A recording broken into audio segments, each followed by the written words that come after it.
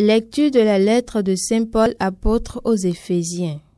Frères, au temps où vous étiez païens, vous n'aviez pas le Christ, vous n'aviez pas droit de cité avec Israël, vous étiez étrangers aux alliances et à la promesse, vous n'aviez pas d'espérance, et dans le monde, vous étiez sans Dieu.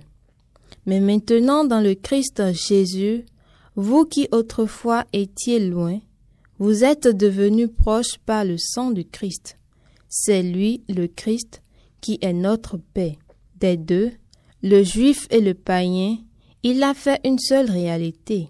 Par sa chair crucifiée, il a détruit ce qui les séparait, le mur de la haine.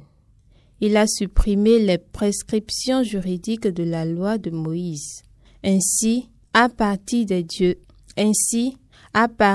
deux, le juif et le païen, il a voulu créer en lui un seul homme nouveau, en faisant la paix et réconcilier avec Dieu les uns et les autres, en un seul corps par le moyen de la croix.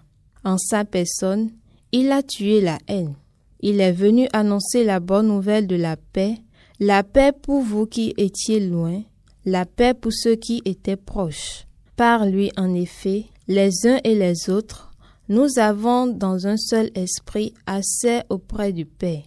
Ainsi donc, vous n'êtes plus des étrangers ni des gens de passage, vous êtes concitoyens des saints, vous êtes membres de la famille de Dieu, car vous avez été intégrés dans la construction qui a pour fondation les apôtres et les prophètes. Et la pierre angulaire, c'est le Christ Jésus lui-même. En lui, toute la construction s'élève harmonieusement pour devenir un temple saint dans le Seigneur. En lui, vous êtes vous aussi les éléments d'une même construction pour devenir une demeure de Dieu par l'Esprit Saint.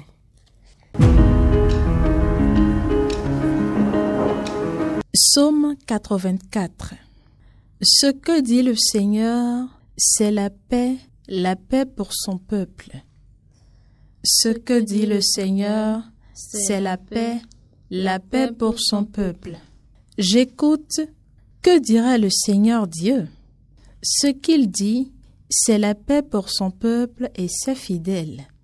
Son salut est proche de ceux qui le craignent, et la gloire habitera notre terre. Ce que dit le Seigneur, c'est la paix pour son peuple. Amour et vérité se rencontrent, justice et paix s'embrassent. La vérité germera de la terre, et du ciel se penchera la justice. Ce que dit le Seigneur, c'est la paix pour son peuple. Le Seigneur donnera ses bienfaits, et notre terre donnera son fruit. La justice marchera devant lui, et ses pas traceront le chemin. Ce que dit le Seigneur, c'est la paix pour son peuple. Évangile de Jésus-Christ selon saint Luc. En ce temps-là, Jésus disait à ses disciples, « Restez en tenue de service, votre ceinture autour des reins et vos lampes allumées. Soyez comme des gens qui attendent leur maître à son retour de noces, pour lui ouvrir dès qu'il arrivera et frappera à la porte.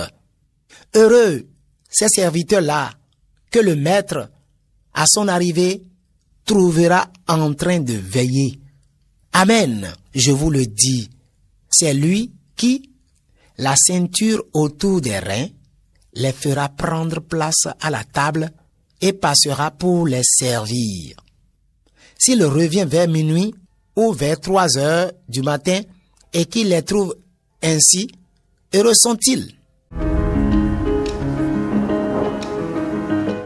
Restez en tenue de service et gardez vos lampes allumées. Bien-aimés du Seigneur, l'évangile que l'Église notre Mère propose ce jour à notre méditation est un extrait des paraboles qui portent sur l'attente vigilante du retour du Christ. En effet, Jésus dit à ses disciples qu'ils ne doivent guère se préoccuper du quand et du comment de son retour. L'unique attitude à avoir est de rester vigilant. C'est pourquoi le disciple doit rester en tenue de service, la ceinture autour des reins et garder sa lampe allumée pour que le jour du maître ne le surprenne pas comme un voleur. Rester en tenue de service, c'est être toujours prêt pour servir. Mettre la ceinture autour des reins, c'est être à l'aise pour bien travailler. La vigilance dont parle l'Évangile ne vise donc pas à effrayer les disciples. Elle n'a rien à voir avec la crainte et l'angoisse. Jésus veut simplement aider le disciple à vivre pleinement l'aujourd'hui de sa vie. Frères et sœurs, le Seigneur rappelle à notre intelligence que la vigilance est une attitude essentielle pour la vie chrétienne. Cette vigilance ne consiste pas en une simple mise en garde valable pour des hommes et des femmes qui accomplissent quelque service que ce soit. Il s'agit plutôt d'une attente de foi de ceux qui ont entendu l'annonce du projet de Dieu qui la tiennent en haute estime. D'ailleurs, le mot grec utilisé par saint Paul et qui est rendu en français « veiller », c'est-à-dire rester éveillé, être vigilant, être vivant, montre clairement qu'il ne s'agit pas de vivre dans la passivité et dans l'oisiveté, mais de s'engager fidèlement et activement à rassembler dans le Christ les enfants de Dieu dispersés. Ce faisant, nous serons de ces serviteurs-là heureux à leur service et éveillés dans la foi et dans l'obéissance au retour du Maître, que ce dernier revienne vers minuit ou vers 3 heures du matin. Quand il sera là, il les prendra près de lui et se mettra en tenue pour les servir à table. Que pouvons-nous faire alors pour répondre aujourd'hui à l'appel du Seigneur? Nous devons simplement orienter chaque instant de notre vie vers le Seigneur et travailler au quotidien à conformer notre vie chrétienne à la volonté du Christ. Rester en tenue de service et veiller reviendra pour vous et moi accomplir fidèlement notre devoir d'État et avoir du souci et du zèle pour la mission que le Seigneur nous a confiée. Rester en tenue de service et veiller reviendra pour vous et moi à lutter contre la torpeur, la négligence, pour être toujours et partout en état de disponibilité. Restez en tenue de service et gardez vos lampes allumées. Le Seigneur soit avec vous.